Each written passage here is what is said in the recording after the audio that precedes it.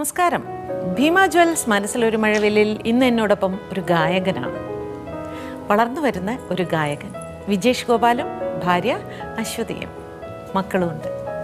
നമസ്തേ വിജേഷ്. പരിചയപ്പെട്ടിട്ടില്ല നമ്മൾ അല്ലേ? ഇങ്ങനെ വളർന്നു വരുന്നു. തീർച്ചയായിട്ടും സംഗീതം ഉപാസിക്കുന്ന ചെറുപ്പം മുതലേ. അശ്വതി, രണ്ട് കുട്ടികളല്ലേ?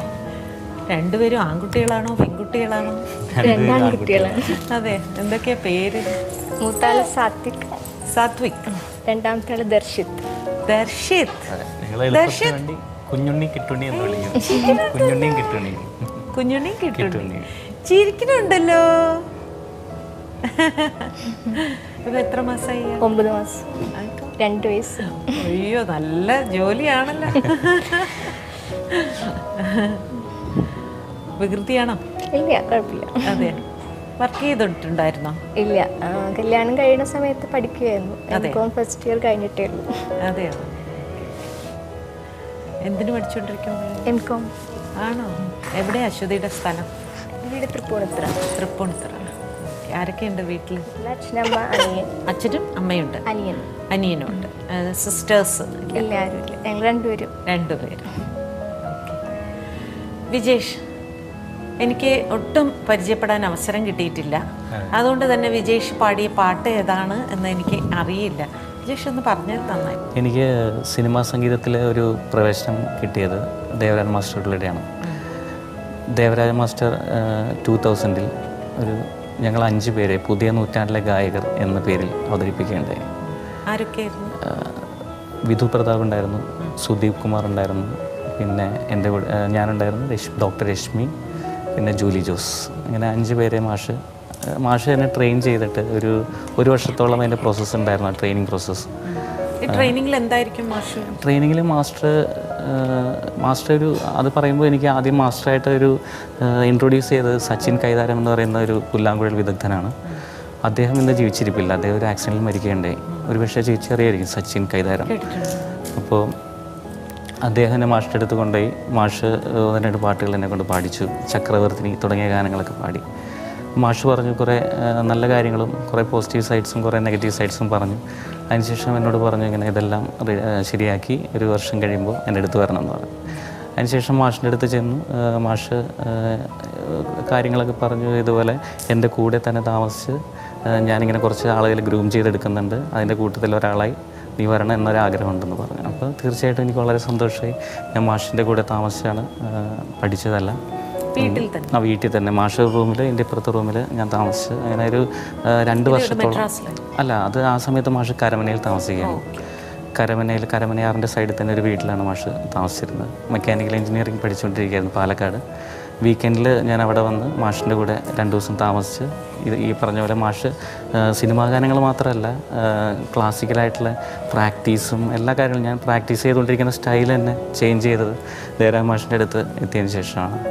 അപ്പോൾ മാഷ് പറഞ്ഞു ഇനി ഒരു 3-4 വർഷം ഇതുപോലെ ആ ട്രെയിനിങ് കണ്ടിന്യൂ ചെയ്യുക, അതിനുശേഷം നിങ്ങളെല്ലാവരും ഒരു സിനിമയിലേക്ക് ഫീൽഡിലേക്ക് പോകണം എന്നൊക്കെ പറഞ്ഞു. ഇപ്പം ഞങ്ങൾ ഇൻട്രൊഡ്യൂസ് ചെയ്ത ഫംഗ്ഷനിൽ ജോൺസൺ മാഷും ജയേന്ദ്രൻ സാറും ജയചന്ദ്രൻ സാറ്, മാധുരിയമ്മ ഇവരെല്ലാവരും ഞങ്ങൾ അനുഗ്രഹിച്ച് പാടുന്നതായിട്ട് വലിയൊരു ഫംഗ്ഷനായിരുന്നു ട്രിവാൻഡ്രത്ത്. മാഷ് ഒരു ഇൻവൈറ്റഡ് ഓഡിയൻസ്, എല്ലാവരും വളരെ സ്ട്രിക്റ്റായിട്ട്. മാഷിൻ്റെ കാര്യം അറിയാമല്ലോ, മാഷ് മൊബൈൽ സ്വിച്ച് ഓഫ് ചെയ്യണം, കുട്ടികളെ കൊണ്ടുവരാൻ പാടില്ല, ഇങ്ങനെ കുറേ കണ്ടീഷൻസ് ഉണ്ടായിരുന്നു. അതിലൂടെയാണ് ഞങ്ങൾ ഇൻട്രൊഡ്യൂസ് ചെയ്തത്. അതിൻ്റെ വീഡിയോ ഇപ്പോഴും മാഷിൻ്റെ കയ്യിലുണ്ട്. പക്ഷേ മാഷ് അത് ഒന്നും കൊടുത്തില്ല, ടെലികാസ്റ്റ് ചെയ്യാൻ കൊടുത്തില്ലായിരുന്നു. അപ്പോൾ അതിന് ശേഷമാണ് ഞാൻ ജോൺസൺ മാഷിൻ്റെ അടുത്ത് വന്നത്. മാഷിൻ്റെ കൂടെ പറഞ്ഞ പോലെ കുറേ നല്ല നല്ല പാട്ടുകൾ കമ്പോസിങ്ങിനൊക്കെ ഇരിക്കാനും മാഷ് 2 പാട്ട് എനിക്ക് തരുകയും ചെയ്തു. ഫോട്ടോഗ്രാഫറിൽ എൻ്റെ കണ്ണനൊക്കെ ഞാനായിരുന്നു ട്രാക്ക് പാടിയത്. അതിനുശേഷം അതിൽ തന്നെ ഒരു പാട്ട് ചന്ദ്രികാരാവ് പോലും എന്ന് പറഞ്ഞൊരു പാട്ട് ഞാനും ഗായത്രിയും കൂടി ചേർന്ന് പാടുകയുണ്ടായി. പിന്നെ അത് സ്ട്രേറ്റ് സോങ് ആയിരുന്നു. അത് ട്രാക്ക് തന്നെ പാടിയതാണ്. മാഷ് ആക്ച്വലി മാഷിനറിയാം ഒരു സിംഗർ ഒരു ബ്രേക്ക് കിട്ടുന്നുണ്ടെങ്കിൽ നല്ലൊരു സോങ് കിട്ടണം എന്നുള്ള. അപ്പം എൻ്റെ കണ്ണിന് കറുപ്പ് നിറം എന്നുള്ള സോങ് മാത്രമേ ആ ഫിലിമിലുള്ളൂ എന്ന് മാഷിന് അറിയായിരുന്നു. അപ്പോൾ മാഷ് അതിന് വേണ്ടി ഒന്ന് ട്രൈ ചെയ്തു. കാര്യം ദാസ് സാറിൻ്റെ വോയിസിൽ അത് വളരെ ഭംഗിയായിട്ട് പുറത്തു വന്നിട്ടുള്ള ഗാനമാണെങ്കിലും മാഷ് ഒരു പുതിയൊരു ഗായകന് നല്ലൊരു അവസരം കിട്ടണം എന്നുള്ള നല്ല ഉദ്ദേശത്തോടു കൂടി അത് ട്രൈ ചെയ്തിട്ടുണ്ടായിരുന്നു. പക്ഷേ എനിക്ക് ചന്ദ്രികാരാവ് പോലും എന്ന ഗാനമാണ് പാടാൻ അവസരം കിട്ടിയത്. എങ്കിലും ജോൺസൺ മാഷിൻ്റെ ഗാനമായതുകൊണ്ട് തന്നെ എനിക്ക് വളരെ സന്തോഷമായിരുന്നു ആ ഒരു പാട്ട് കിട്ടിയപ്പോൾ. പിന്നെ അതിന് ശേഷം നവാഗതർക്ക് സ്വാഗതം എന്ന് പറഞ്ഞ ജോൺസൺ മാഷിൻ്റെ ലാസ്റ്റ് ഫിലിമിൽ വരെ ഞാൻ പാടിയിട്ടുണ്ടായിരുന്നു.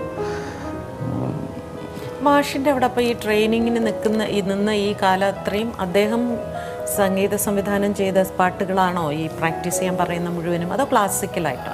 അത് മാസ്റ്റർക്ക് ഓരോരുത്തരുടെ ഒരു ജെനിയർ ഓഫ് സിംഗിങ്, അതായത് എങ്ങനെയാണ് ഞാൻ കൂടുതൽ ക്ലാസിക്കൽ സോങ്സ് ആണോ അതൊക്കെ മാഷിനറിയാം, നന്നായിട്ട് കൈകാര്യം ചെയ്യുന്ന ഏതാണെന്നറിയാം. അപ്പോൾ മാഷ് സെലക്റ്റഡ് ആയിട്ട് കുറച്ച് പാട്ടുകൾ നമ്മളെ പഠിപ്പിക്കും. മാഷ് തന്നെ പറയും ഒരു 50 സോങ്സോളം നീ എൻ്റെ അടുത്ത് നിന്ന് പഠിക്കുക, ബാക്കി പിന്നെ നിനക്ക് ഓട്ടോമാറ്റിക്കായിട്ട് ഒരു പാട്ട് കിട്ടിക്കഴിഞ്ഞാൽ നിനക്കത് എങ്ങനെ അതിനെ മോൾഡ് ചെയ്തെടുക്കുക എന്നുള്ളത് നിനക്ക് തന്നെ അറിയാൻ പറ്റും. അതിൻ്റെ ഇതിൽ മാഷ് തന്നെ പഴയ ദാസേട്ടൻ്റെയും ജയേന്ദ്രൻ സാറിൻ്റെയൊക്കെ പാട്ടുകൾ മാഷ് ട്യൂൺ ചെയ്ത പാട്ടുകളാണ് മിക്കതും പഠിപ്പിച്ചിരുന്നത്. പക്ഷെ അല്ലാതെ തന്നെയും സ്വാമിയും ദക്ഷിണാമൂർത്തി സ്വാമിയും ബാബുരാജ് സാറിൻ്റെയൊക്കെ പാട്ടുകൾ പാടി ശീലിക്കണമെന്ന് മാഷ് പറയുമായിരുന്നു. എന്നാലും മാഷ് കർക്കശമായി പറഞ്ഞിരുന്നൊരു കാര്യം ഇതാണ്, 50 പാട്ടെങ്കിലും നീ എൻ്റെ പഠിക്കണം, പഠിച്ചു. പക്ഷേ 50 കൂടുതൽ നമ്മൾ മാഷിൻ്റെ ഇഷ്ടം പോലെ ഗാനങ്ങൾ, ധാരാളം ഗാനങ്ങൾ പാടാറുണ്ട്, പല സ്റ്റേജുകളിലായിട്ടും പാടാറുണ്ട്.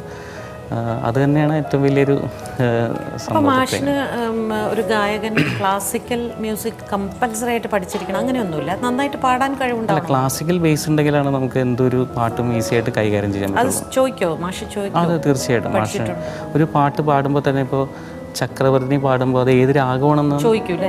ഏത് രാഗം ചോദിക്കുകയല്ല, നമ്മൾ അറിയണം. നമ്മൾ അറിഞ്ഞ് നമ്മൾ ആ ഒരു പാട്ട് പാടുമ്പോൾ തന്നെ സ്വരസ്ഥാനങ്ങളിലൂടെ സഞ്ചരിക്കണം എന്ന് മാഷൊരു ആഗ്രഹമുണ്ട്. ഇപ്പോൾ മാഷൊരു സിംഗറോട് ഒരിക്കൽ ചോദിക്കാനായിട്ടുണ്ട്, രാജശില്പി എന്ന് പറഞ്ഞ ആ കുട്ടി പാടിയപ്പോൾ അത്രയും പാടിയ ഇതിൻ്റെ സ്വരം ഒന്ന് പാടാമോ എന്ന് ചോദിച്ചു മാഷായിരുന്നു. കാര്യം മാഷ് ഉദ്ദേശിക്കുന്നത് ആ ഒരു സോങ് പാടുമ്പോൾ തന്നെ ആ സ്വരങ്ങളിലൂടെ സഞ്ചരിച്ച് പോകണം, അതിലൂടെ ഒരു ടെക്നിക്കൽ ഇതും കൂടി കൈവരണം എന്നുള്ള ഒരാഗ്രഹം മാഷിനുണ്ടായിരുന്നു. അതെ, ശരി.